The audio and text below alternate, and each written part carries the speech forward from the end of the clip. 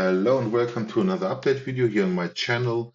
I'm on the 4-hour chart for the Nasdaq 100, and really nothing has changed to my previous updates. We're gonna zoom in a second here to go over the detailed count of the Nasdaq 100.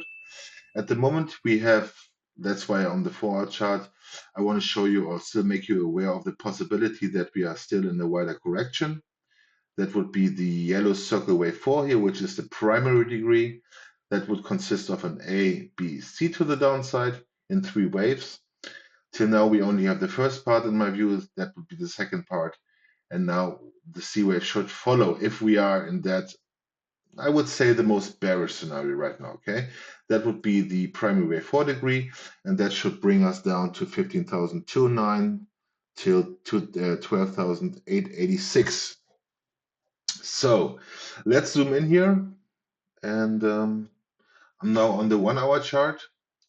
And very important is still, and we were not able to do that. So the price did not hit the 88.2. And I can also only make you aware of this, that it's very important for upside continuation that we at least touch the 88.2, which has not happened right now. And the 88.2 fib retracement measured from our lows from our, not our lows, sorry. God, it's late. From our highs to the low, okay?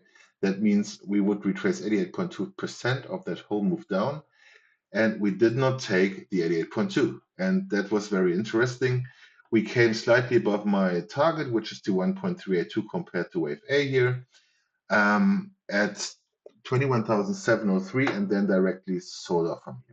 Okay, that tells me that the downside pressure is relatively high still, and at the moment that still leaves open the potential that we top tier in a B wave. Okay, I cannot rule that out right now, but I still cannot rule out that we're going to get some upside continuation. But we're going to talk about that or these scenarios in a second.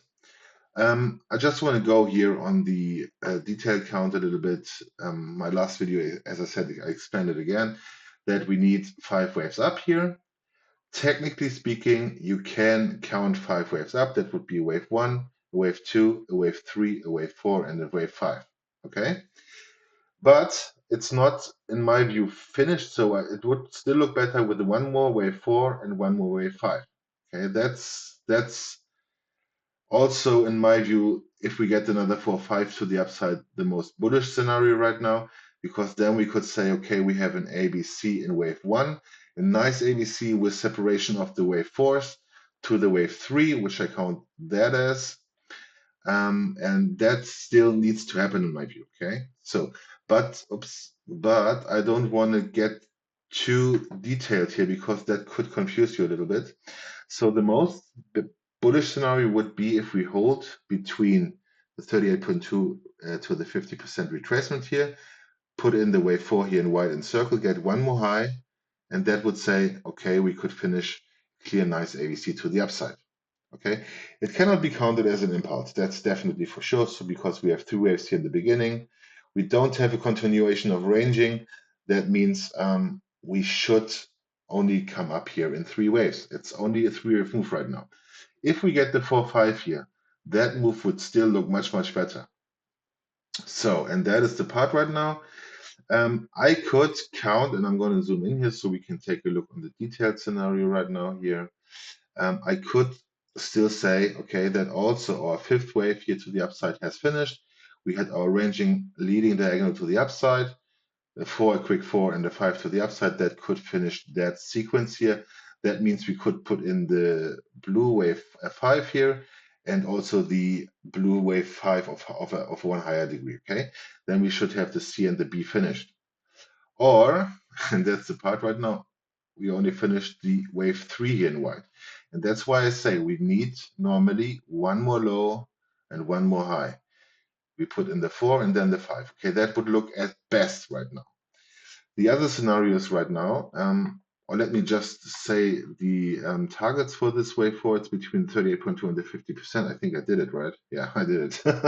Okay, the other scenario right now is if we break this level, or this support area here between 20,284 and 19,719. 90, we still could be in a wider ABC, in a wider ABC correction to the upside.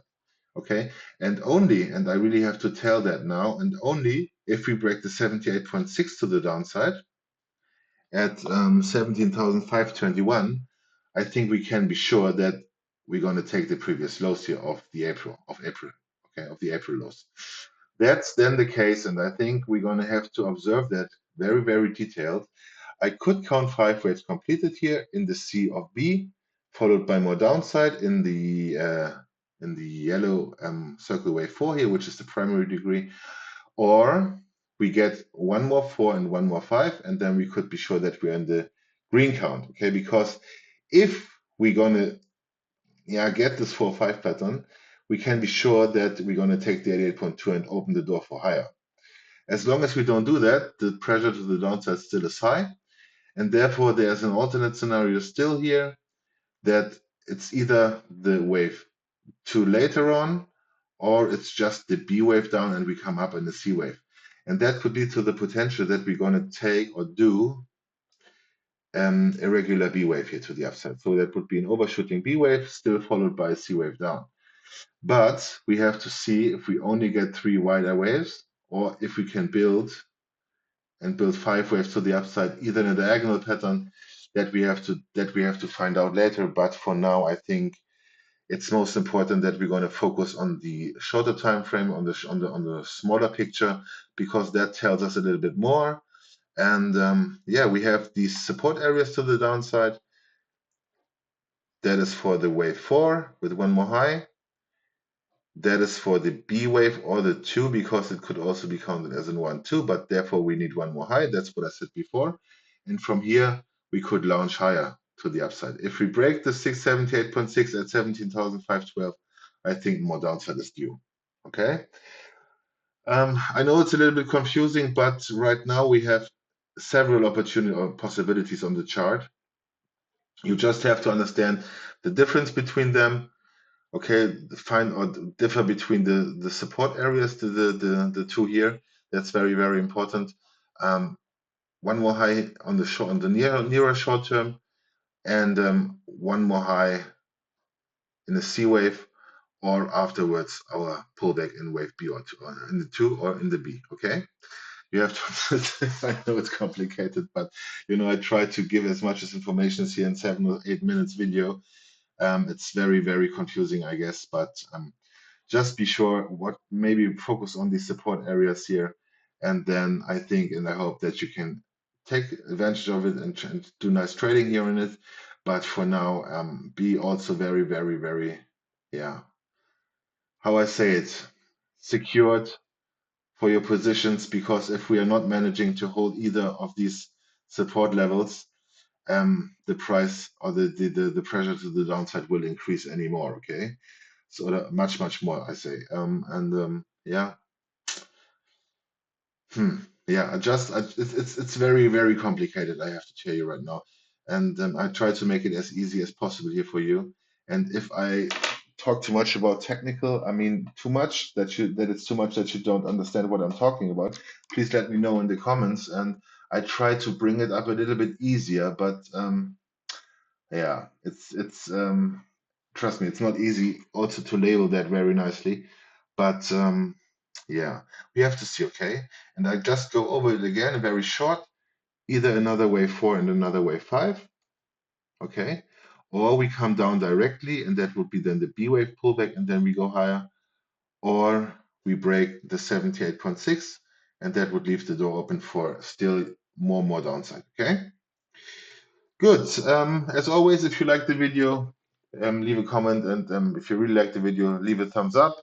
And if you have questions, don't hesitate to write in the comments. And yeah, see you. Bye bye. Ciao, ciao.